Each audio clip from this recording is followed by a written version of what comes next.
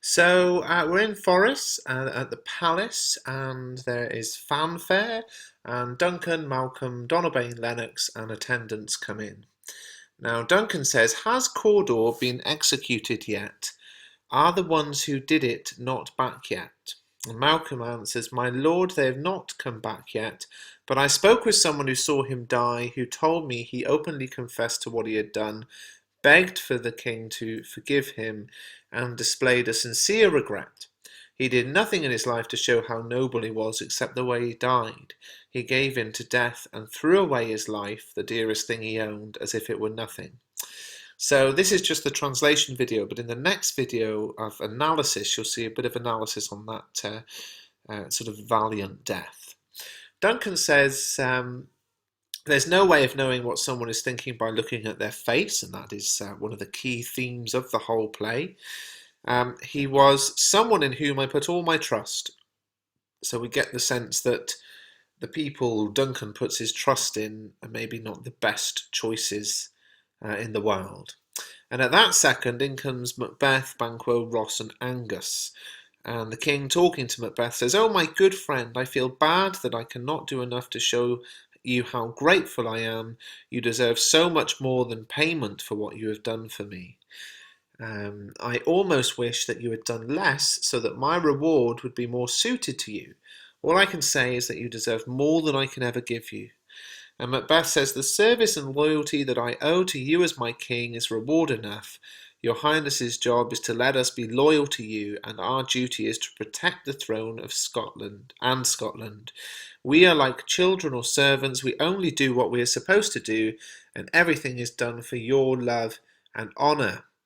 Duncan says, "Welcome here. I have tried to grow you like a tree, and I will continue to work to make you great. Noble Banquo, you deserve no less, and it must not be thought that you have done less in battle, so let me embrace you and hold you close to my heart." And Banquo replies, "So if I grow as you have planted me, then what comes of me belongs to you." So in other words, every good thing that comes from me is only a reflection of how great you are.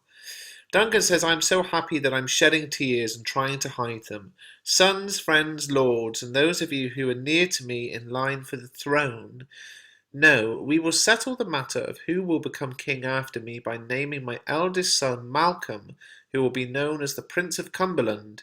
But he will not be the only one to receive honours, but everyone who deserves it will receive them. From here we shall go to Inverness, which is Macbeth's castle, and we will be in further debt to you for hosting us." Well, of course, at that second, Macbeth realises his is not the throne. He's not going to become king naturally. So if he is going to prove the witch's prophecies to be truthful, he's going to have to take it into his own hands. But again, more of that in the next video. Macbeth says, "Anything that is not done for you is hard work. I'll go ahead as messenger to my home and make my wife happy with the news that you are coming, so I will go now." Duncan says, "Goodbye, Lord of Cawdor," and Macbeth, as an aside, which just the audience can hear, says, "Malcolm is the Prince of Cumberland. I will either have to step over, in other words, murder him, or I will fail to become king, because he stands in my way. Stars don't shine so brightly. I don't want anyone to see my black and deep desires to be king. Let my eyes stay closed and not see what my hand is doing, but let my hand do something that, when I've done it, my eyes would be afraid to look at." And off he goes. So there's very much a sense straight away with Macbeth that the instant he hears he isn't going to naturally take the throne, he's conjuring up some evil scheme. And in the ebook, what we explore is this idea that, is Macbeth evil all along, and this is just kind of triggering it. We then return to Duncan. "Truly good Banquo, he," talking about Macbeth, "is such a courageous person, and I'm happy to be rewarding him. It makes me happy and satisfied. Let's follow him to Inverness, where he's gone to prepare a welcome for us. He is a friend without an equal," and off they go. So tension is building. If you found this video useful, please do give it a thumbs up and subscribe to the channel.